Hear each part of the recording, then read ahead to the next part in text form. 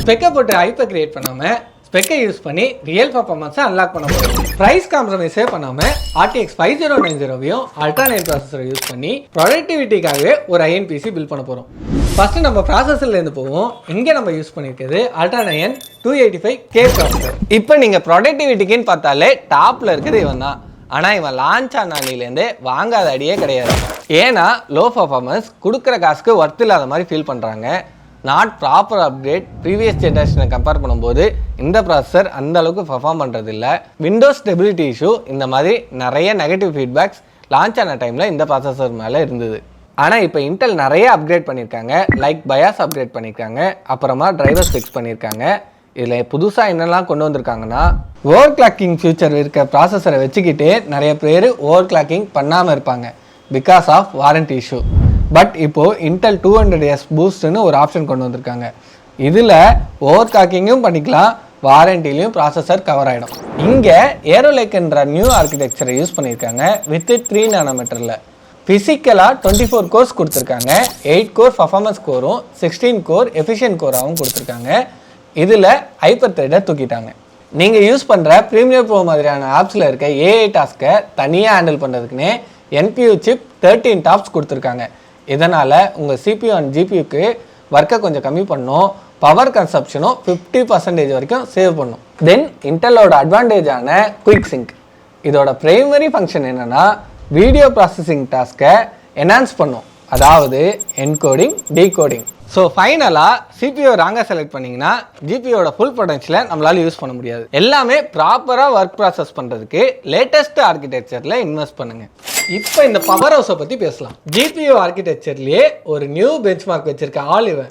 இதில் NVIDIAவோட Blackwell architecture use பண்ணியிருக்காங்க and 32GB DDR7 memory இருக்குது. அதை DDR6ஓட கம்பேர் பண்ணும்போது டேட்டா ரைட்டிங் ஸ்பீட் டபுள் மடங்கு இருக்கும். ஸோ 8K ஃபுட்டேஜை டைம்லைனில் வச்சு ஸ்க்ரப் பண்ணாலும் லேக் ஆகாது, எரர் வராது. தென் மல்டி கேம் எடிட்டுக்கு இது ஒரு லைஃப் சேவர் கார்டாக இருக்கும். Next 9th Gen NVE NC. இந்த நியூ என்கோடர் செம்ம ஃபாஸ்ட்டாக இருக்கும். இப்போ வர 422 10-bit வீடியோ ஃபார்மேட் எல்லாம் என்கோட் பண்ணுறதுக்கு செம்ம ஸ்பீடாக இருக்கும். இப்போ உங்களுக்கு ஒரு டவுட் வரும், 422 10-bitனா என்னன்னு. Recent modern camera like Sony Alpha 7 IV மாதிரியான கேமரால ஷூட் பண்ற ஹை குவாலிட்டி வீடியோ ஃபார்மேட் தான் 10-bit 422ன்னு சொல்றாங்க. ப்ரீவியஸா அந்த NVIDIA GPU மாடலால 422 மாடலுக்கு ப்ராப்பரா டீகோட் பண்ண முடியாம இருந்தது. ஆனா இப்போ வந்த RTX 50 சீரிஸ் மாடலால இந்த ஃபார்மேட் ஹார்ட்வேர் லெவலுக்கு சப்போர்ட் வந்துருச்சு. அதுவும் RTX 5090க்கு மட்டும் இல்ல, அஃபோர்டபிள் மாடலான RTX 5070 கூட இந்த ஃபார்மேட்டை ஹேண்டில் பண்ண முடியும். ஸோ இந்த ஃபார்மேட் வீடியோலாம் 20% ஸ்பீடாவே எக்ஸ்போர்ட் பண்ணிடலாம். இதுல டிஸ்பிளே போர்ட் 2.1 இருக்கு. 4K மானிட்டர்ல 240 Hz வரைக்கும் கம்ப்ரஸ் இல்லாம சப்போர்ட் பண்ணும். அதனால அவுட்கம் உங்களுக்கு ட்ரூ கலரா இருக்கும், நீங்க அக்யூரேட்டா ஒர்க் பண்ண முடியும். PCI 5 இருக்கு. SSD ல இருந்து டேட்டா ஸ்பீடா ட்ரான்ஸ்ஃபர் ஆகும். சோ நீங்க 4K ஃபைல்ஸ்லாம் லோட் ஆகுற வரைக்கும் வெயிட் பண்ணாங்கன்னா ஸ்மூத்தா எடிட் பண்ணிக்கலாம். ஃபைனலா 50,000 பார்ட்ஸ் இருக்க KT அசெம்பிளி ஃபைலை ரொட்டேட் பண்ணும்போது ஷட்டர் ஆகாது. இல்லனா 8K டெக்ஸ்சர் இருக்க மாயா சீனை எடிட் பண்ணும்போதும் ஸ்டக் ஆகாது. ஈஸியா ஹேண்டில் பண்ணிடும். இந்த ஒரு கார்டு இருந்தா போதும். இங்கே மதர் போர்டுக்கு Asusோட ProArt Z890 கிரியேட்டர் மதர் போர்டை யூஸ் பண்ணுறோம். சிம்பிளாக சொல்லணும்னா இது ஒரு கிரியேட்டர் இல்லைனா 3D ஆர்டிஸ்டோட வெப்பன். ஏன் சொல்கிறேன்னு கவனிங்க. கிரியேட்டர்னு வந்துட்டாலே டேட்டா ட்ரான்ஸ்ஃபர் அதிகமாக பண்ணுவாங்க. அதுக்காகவே இதில் Thunderbolt 5 கொடுத்துருக்காங்க. அதில் 20GB 40GB கிடையாதுங்க, 80GB ஸ்பீடில் டேட்டா ட்ரான்ஸ்ஃபர் பண்ணிக்கலாம். அதுவும் 8K ஃபுட்டேஜை எக்ஸ்டர்னலில் வச்சு உங்களால் எடிட் பண்ணிக்க முடியும். லேண்ட் போர்ட் 2 கொடுத்துருக்காங்க. ஒன்று 2.5GB, அதில் இன்டர்நெட்டை யூஸ் பண்ணிக்கோங்க. இன்னொன்றில் 10GB, அது உங்கள் NAS ஸ்டோரேஜில் இருக்க டேட்டாவை ஃபாஸ்ட்டாக ஆக்சஸ் பண்ணுறதுக்காக. இதில் நிறைய SSD ஸ்லாட் கொடுத்துருக்காங்க. டோட்டலாக 5 இருக்குது. அதையும் டூல்ஸ் இல்லாமலே இன்சர்ட் பண்ணிக்க முடியும். இங்கே 1 இல்லை 2 இல்லை 5 M.2 ஸ்லாட் கொடுத்துருக்காங்க, அதுவும் டூல்லெஸ் டிசைனில். இங்கே நான் யூஸ் பண்ணிக்கிறது கோசேரோட 32GB DDR5 RAM. CPU and GPU ஹையாக போட்டுட்டு அதோட ஃபுல் பொட்டன்ஷியலை யூஸ் பண்ணுறதுக்காகவே டோட்டலாக 128GB RAM போட்டிருக்கோம். தென் ஸ்டோரேஜ்க்காக சாம்சங்கோட 990 EVO Gen 4 யூஸ் பண்ணியிருக்கேன். இதில் 2x2 TB செட்டப்பில் கான்ஃபிகர் பண்ணியிருக்கேன்.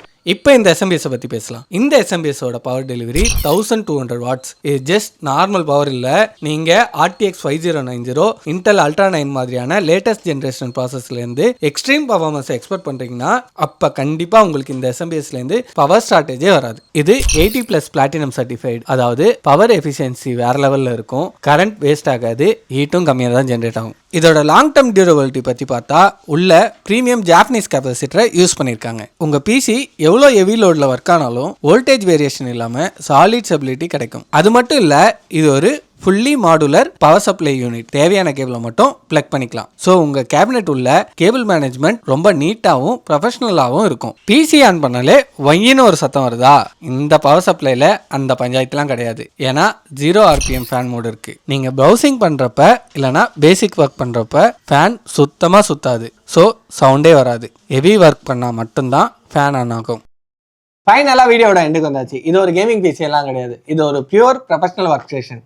நீங்கள் ஒரு கிரியேட்டராக இருக்கீங்க, இல்லை 3D ஆர்டிஸ்டாக இருக்கீங்க, ரெண்டர் ஒரு செகண்டும் மணினா நீங்கள் உங்கள் ஒர்க்கை பேஷனோட பார்க்குறீங்கன்னா இதான் உங்களோட பவர் ஹவுஸ்.